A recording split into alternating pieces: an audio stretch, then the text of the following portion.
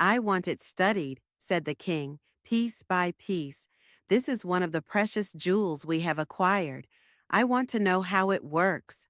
A scholar beside him bowed slightly. It would be our honor, Your Majesty. We shall attempt to understand its operation. Luis closed his eyes in disbelief. Of all the hours, of all the nights, can you believe we were late for a fleeting moment in history? We just wanted to witness the next hour. Ilyas, still staring at the lion, murmured, "At least, we saw it work once. We caught half of the secret, even if for a moment." They watched in silence as men approached the fountain with tools and eager hands. The room transformed into a laboratory. Chests of tools were brought in, papers spread on the floor, inkpots uncorked, lanterns flared brighter. The atmosphere buzzed. A circle of engineers and scribes formed around the fountain. Luis and Ilyas, having finally calmed their racing thoughts, exchanged a silent glance. They would stay, no matter how long it took. This was history unfolding, and they would witness every second of it. The first thing the scholars noticed was a poem about the fountain. The scholars gathered close, murmuring its lines, their fingers tracing the ancient verse. Though its meaning eluded them, they assumed it was merely ceremonial and moved on. They are here at the end, for the rare mechanics, not for verses, no matter how beautifully composed. Carefully, the dismantling began. The top dome was lifted. Inside, a world of copper and gears, tiny weighted chains, sliding valves, and silent chambers of water. The scholars gasped in reverence. Notes were scribbled, sketches drawn, each part handled as if sacred.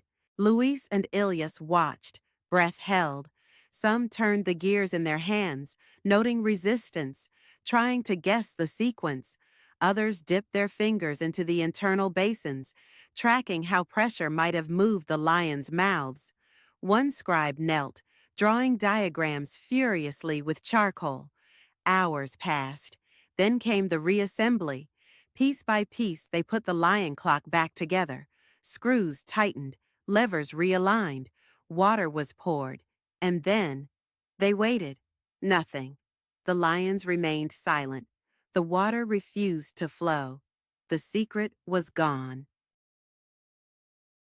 One whispered, "Perhaps the sequence was wrong, or the timing. Perhaps we've lost the harmony."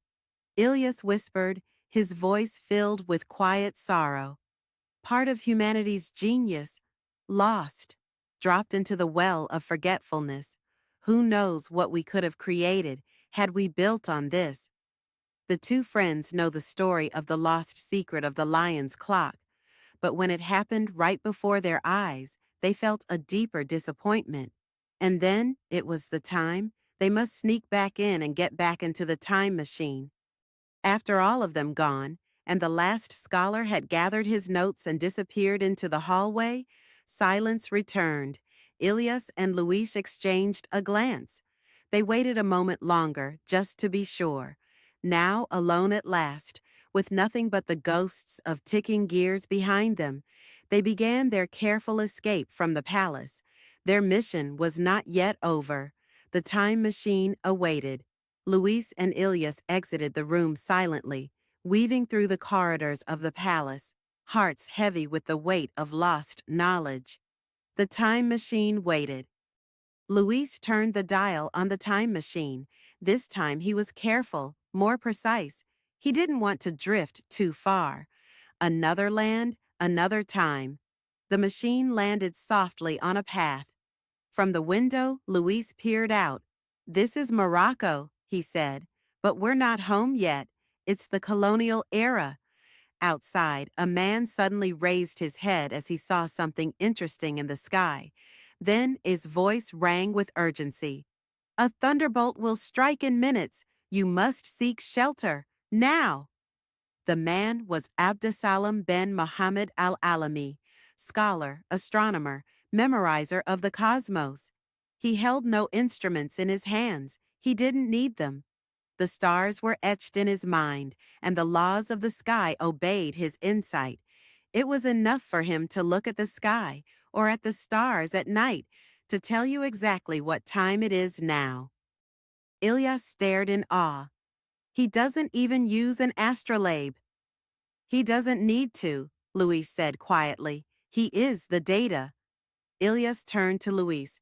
Imagine what we could have achieved if we had only pursued knowledge and not war. Luis fell silent. Then softly he answered, My friend, you're right. Suddenly, the sky shattered. Crashing, a thunderbolt struck the mountain ridge nearby, with a roar like heaven splitting open. The flash lit up the faces of the two travelers, eyes wide with awe and fear. The world rumbled, as if awakening the two friends from the gentle meditation session they had just immersed themselves in. Luis focused again to carefully rotate the dial. Just a few more jumps, he whispered. We're almost there.